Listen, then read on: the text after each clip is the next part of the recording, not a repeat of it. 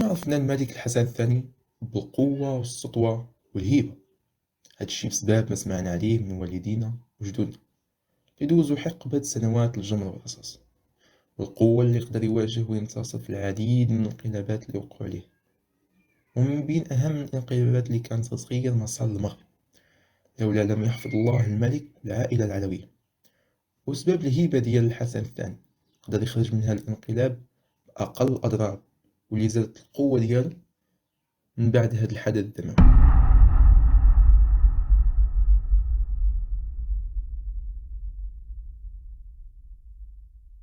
من أبرز الأحداث اللي دارت في تاريخ هذه المملكة الشريفة كان انقلاب الصخيرات محتل المراتب المتقدمة فيها، فمن غير أنه كان نقطة فارقة في مسار المغرب، لأنه كان كينفتح على جوج أبواب: إما سطوع الملكية وزيادة هيبة الحسن الثاني، أو نهاية حقبة العلويين.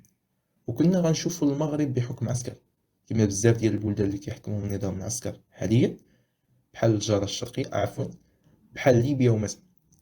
غير هما هاد الاحتمالات اللي كانوا كيشوف الناس من منظر الحسن الثاني، فكانت كتشوف إما سطوع الملكية أو سطوع الملكية. فالحسن الثاني ما كانش من الشخصيات اللي كيستسلموا بسهولة، والناس اللي عاصروا الحكم ديال الملك الحسن الثاني عارفين هادشي مزيان. فاحتجاجات 81 معروفة أيضا بانتفاضات كوميرة شهد على ما أقول زيادة على حرب الصحراء، وهادشي ما كنقولوش من فراغ. فمن بعد مسار الانقلاب وانتهاء الفشل زادت الهبة والسلطة ديال الحسن الثاني أكثر مما كانت عليه.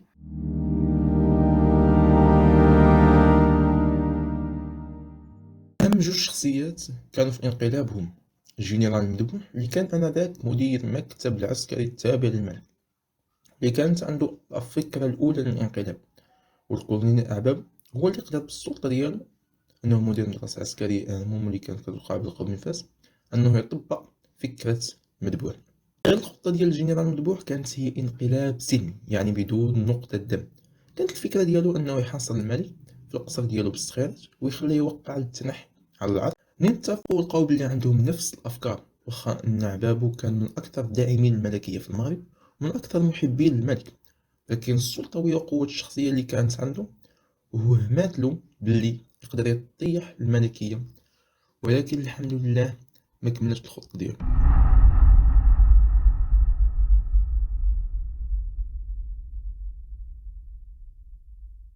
في يوم 10/6 1961 عيد ميلاد الملك، عبابو قدر يقنع التلاميذ بالمدرسة الملكية العسكرية أهمهم أنهم غادي يديروا مناورة في بن سليمان، وأنه تقاتل باش يعطيوهم هذا الشرف. ضباط الصف شدوا الرحال بالماتريال العسكري لبن سليمان. ملي وصلوا نص الطريق تبدلوا أوامر الكولونيل، وقال للتلاميذ بلي شي جهات كتحاول تحاصر قصر الصخيرات ودير انقلاب على الملكية، وخصهم يمشيو باش يحميو الملك، وبدل الطريق للصخيرات.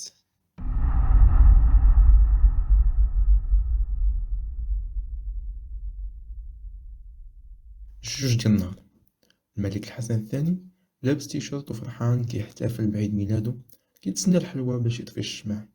جنبو الجنرال المذبوح بلباس سيفيل وحده أفقر.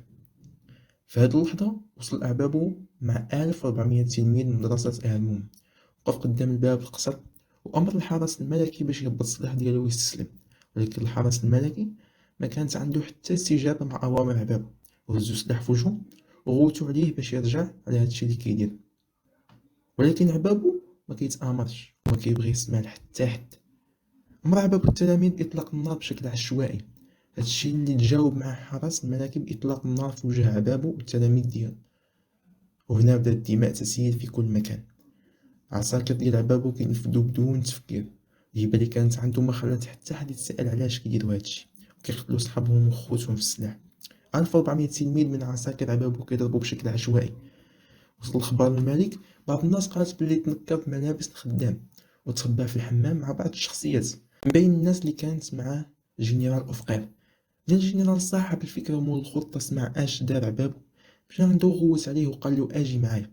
لكن عبابو كيغدر للجنرال ديالو المرة الثانية وكيقتلو بدم بارد. نطلب منه يوقف داكشي اللي كيدير ويمشي معاه بدون سلاح والرجال ديالو باش يتلاقى مع الملك ويخليه يتنحى على العرش. ومات صاحب الخطة على يد منفذة.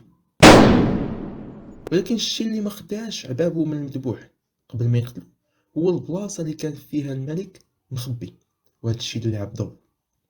من بعد ما بابو دار البحر من الدماء في القصر، واعتقد أن الملك ما كانش في القصر وأن الجنرال المذبوح كيكذب عليه قبل ما يموت.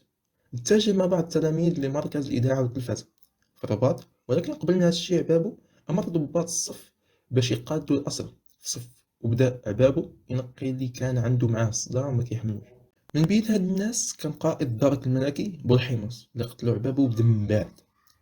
ولكن هاد الأسرى كان أربع شخصيات هما: حمو أمحزون، مصطفى أمهاش، محمد حبيبي، وبوغريل الخيار. هاد أربع جنرالات اللي عطاهم عبابو جوج اختيارات: إما يدعموه في الانقلاب أو الموت. كان قصر الصخيرات في يد عبابو لأنه قدر يخدع كل رجال السلطة في البلاد في وقت واحد: الملك، العائلة ديالو، أعضاء الجيش والحكومة، والسفراء والقناصلة، ورجال المال في المغرب.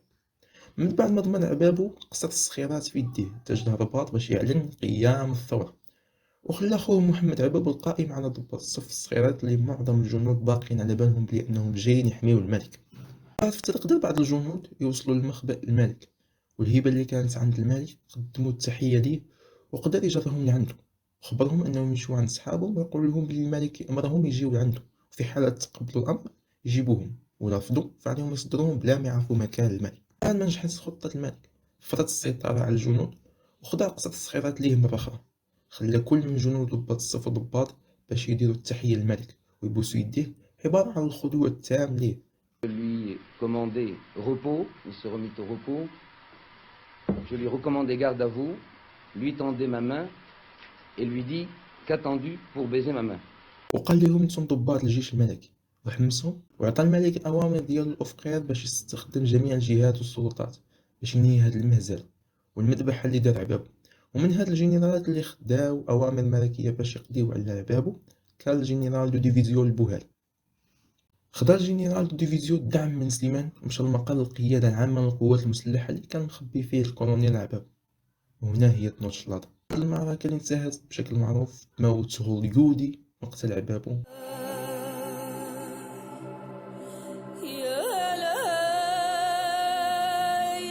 واللي في نفس اللحظة طلقوا القرطاس للبعض. جنرال دو ديفيزيون مات في نفس اللحظة، ولكن عبابو بقى كيلفظ في أنفاسو الأخيرة قبل ما يطلب من المساعد ديالو أنه ينهي الحياة ديالو.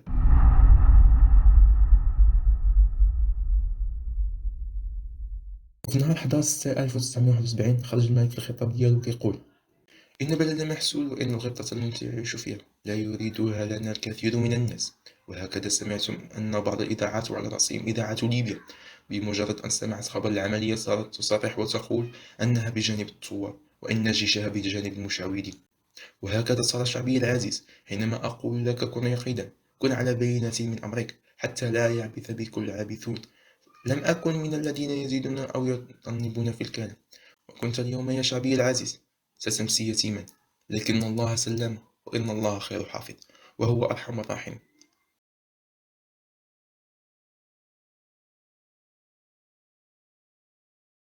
في النهار الثالث كانت محاكمة منفذي الانقلاب، وكان من بين الناس اللي تحاكموا 10 كبار ضباط تحاكموا بالإعدام، وتنفذ الإعدام في حقهم فرهورا وتعدموا أمام الملك رميا بالرصاص. والجنرال أفقير، هذا الأخير اللي كان مخطط انقلاب طائرة البوينغ اللي كان بعد عام من انقلاب الصخيرات.